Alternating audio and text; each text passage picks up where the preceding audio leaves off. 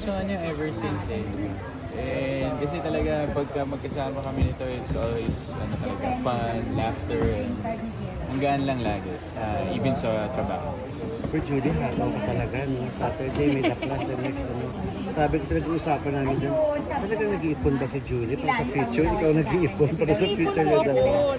Ako yung nag-iipon. Nag-iipon ka rin, no? Nag-iipon, nag-iipon. Oo. Importanteng maglipon. Para na sa inyong dalawa talaga yan. Kung ano man ang plano. Oo naman. Oo.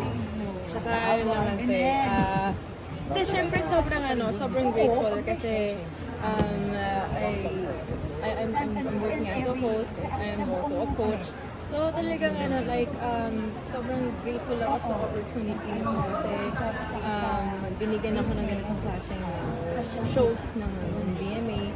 And I also feel, parang responsible din because syempre dalawang roles yung ginagampanan ko as Cash Master and yung isa as first time as The Voice Kids. Kaya ayun, talagang pinabubutihan. Oo. As in, ikaw din ganon, Labor, yung target nyo na talaga para na sa inyong dalawa. Future na ninyong dalawa. Ano naman? Yung pinaghahandaan nyo ngayon. Like, The Clash, Sarap All on Sundays, and kasama ng asawa ko. Right now, I'm doing a movie rin. So, sobrang nakakatuwa po yung blessings na dumarating sa amin, sa Juliver. And yes, to answer your question, totoo naman po. Ipon naman po talaga ako para sa future namin dalawa. Wala naman ako i-share yung future ko kundi sa kanya. So, mga kailan yan?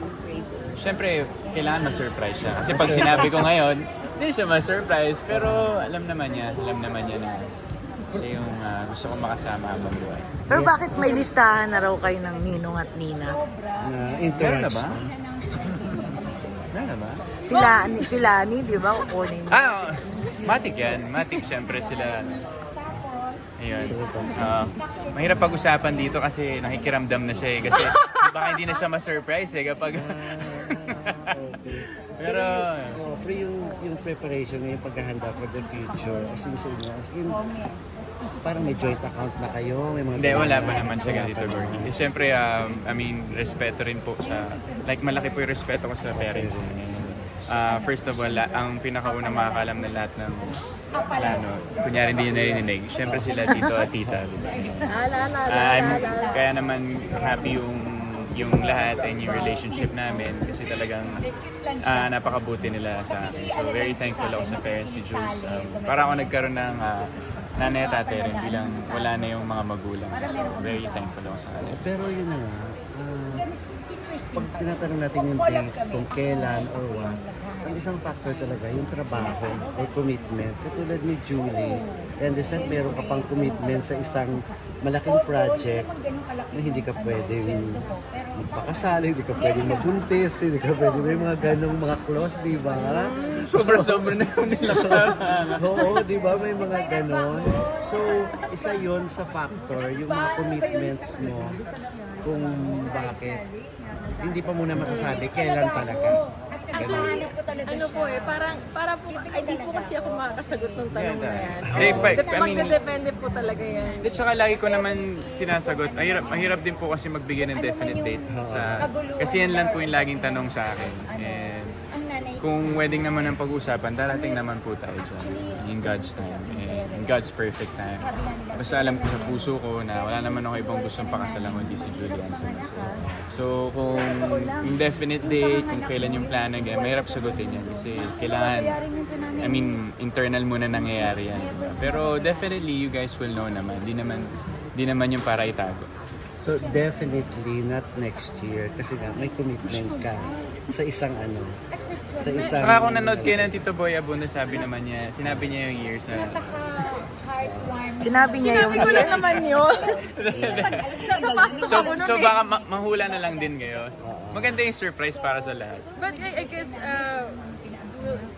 you'll never really The Clash know. ba to o the wedding? Well, you never really know kasi talagang when. Kasi pag when you both feel it na, then I guess yun yung kaloob ni Lord yung kailan. Pero nagkakaroon ba kayo ng problema? Nagkaka-MQ? Naman po, wala po. Parang mga tampu-tampuhan lang, pero pagka nagtatampo lang si Wala sa inyo siloso. wala naman. Wala naman. Wala naman. Parang kung may ano naman po kami, like mga tampon or something, parang sobrang ano lang, like sobrang babaw, sobrang, as in like wala naman po kaming anything na serious or something na parang pinagawahan or pinag-aawayan. For the record, ilang taon na kayo? Mga 2? Okay, mga 2 years. 2 years.